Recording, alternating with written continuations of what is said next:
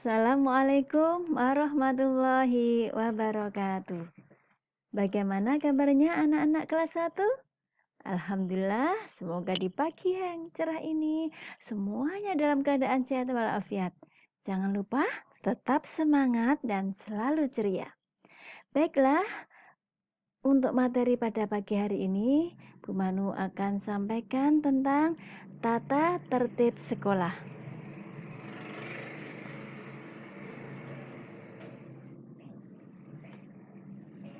Bismillahirrahmanirrahim. Tata tertib sekolah dasar Islam terpadu Ulul Albab tahun pelajaran 2020-2021.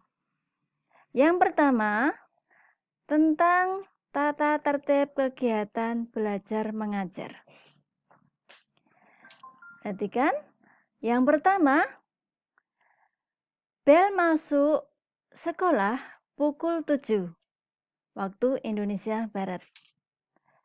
Kemudian yang kedua, tentang jam pelajaran. Hari Senin sampai dengan Kamis, pukul 7 sampai 13.30 waktu Indonesia Barat.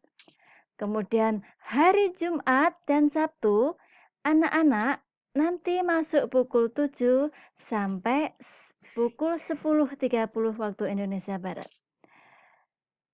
Perlu diketahui bahwa Ananda nanti ketika berangkat sekolah, selambat-lambatnya 10 menit sebelum bel berbunyi.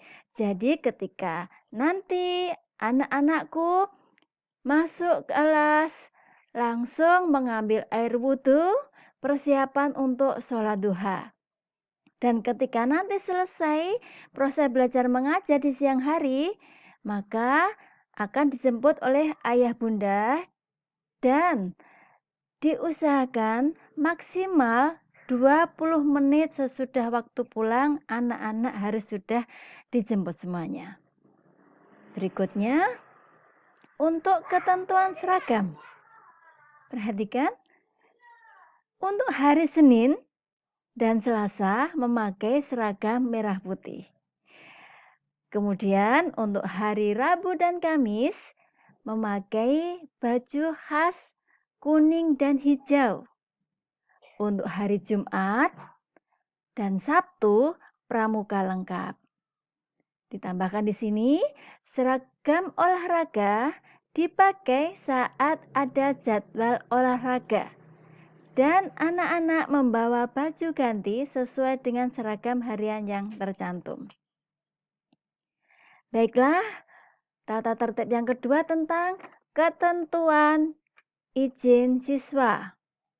Yang pertama, siswa yang tidak masuk wajib memberitahukan sebelumnya melalui lisan atau surat atau telepon atau WA.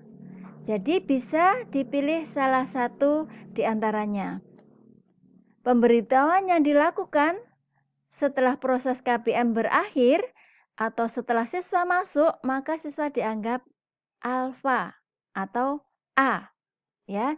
Jadi ketika misalnya jam belajar kita sampai 1:30 siang, kemudian sore baru memberitahukan bahwa Ananda tidak masuk karena ini, maka itu sudah tidak termasuk izin. Jadi sudah dianggap sebagai keterangan A.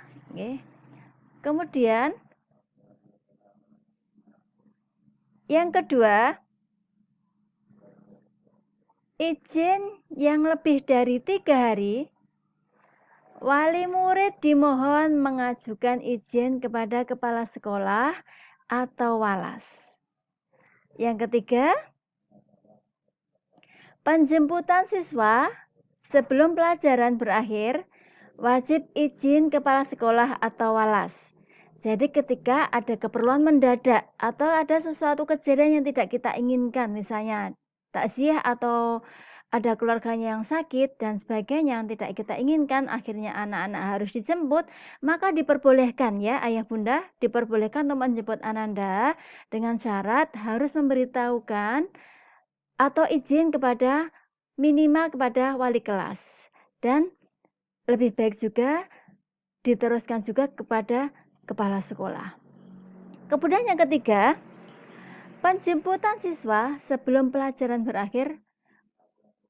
Maaf, ini sudah. Kemudian yang keempat,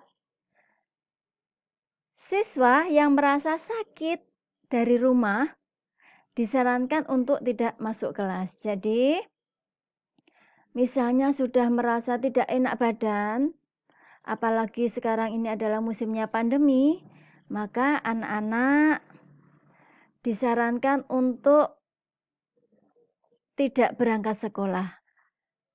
Karena ini demi kebaikan semuanya. Saya lanjutkan tentang larangan siswa. Yang pertama, siswa tidak diperkenankan membawa uang kecuali untuk keperluan sekolah. Misalnya, membeli penggaris, membeli buku, atau alat-alat sekolah yang mungkin di rumah belum sempat disiapkan. Misalnya diperbolehkan juga untuk menabung ya. Kalau di sekolahan kita menggunakan jasa BMT, jadi bisa menabung setiap saat dari hari Senin sampai Jumat di hari normal. Tapi untuk pandemi saat ini BMT hanya melayani setiap hari Senin dan Kamis. Dan anak-anak boleh membawa uang ketika berinfak ya. Kita biasakan anak-anak setiap hari Jumat berlomba untuk berinfak. Kemudian yang kedua, anak-anak tidak diperkenankan untuk membawa mainan atau perhiasan yang berlebihan dan barang-barang yang tidak diperlukan di sekolah.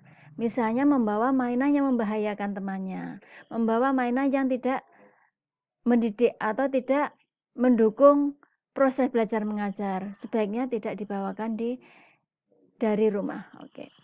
Kemudian yang ketiga, tidak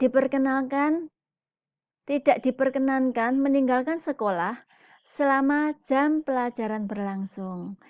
Jadi, anak-anak tetap mengikuti proses kegiatan belajar mengajar sampai selesai.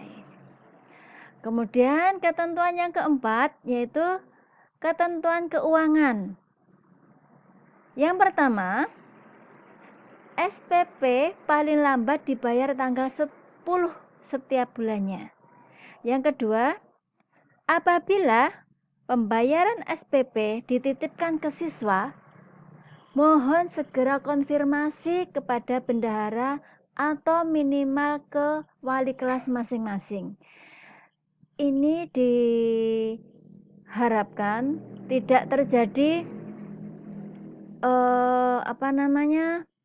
keteledoran dari wali murid yang tidak konfirmasi ke sekolah. Kemungkinan karena mungkin ini namanya anak-anak masih ada lupa naruh tas sembarangan, kemudian mungkin lupa dibawa pulang lagi, padahal orang tua sudah merasa membayar, sedangkan pihak sekolah belum menerima. Karena apa? Hal-hal yang kecil seperti ini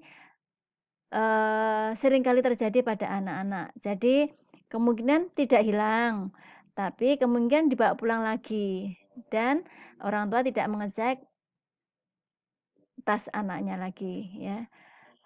Jadi ketika sampai ada yang 1 bulan kita menagih, padahal wali kelas sudah maksudnya wali murid sudah membayar, tapi pihak sekolah belum menerima. Itu hal yang harus diminimalisasi sehingga tidak terjadi kesalahpahaman lagi tentang pembayaran.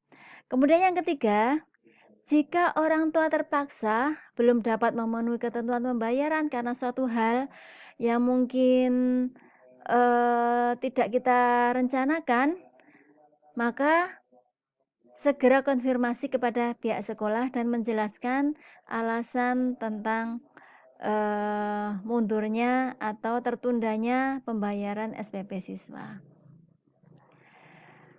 Sekian saja yang bisa saya sampaikan tentang tata tertib di sekolah, baik tertuju kepada ayah bunda maupun tertuju kepada Ananda. Semoga bermanfaat.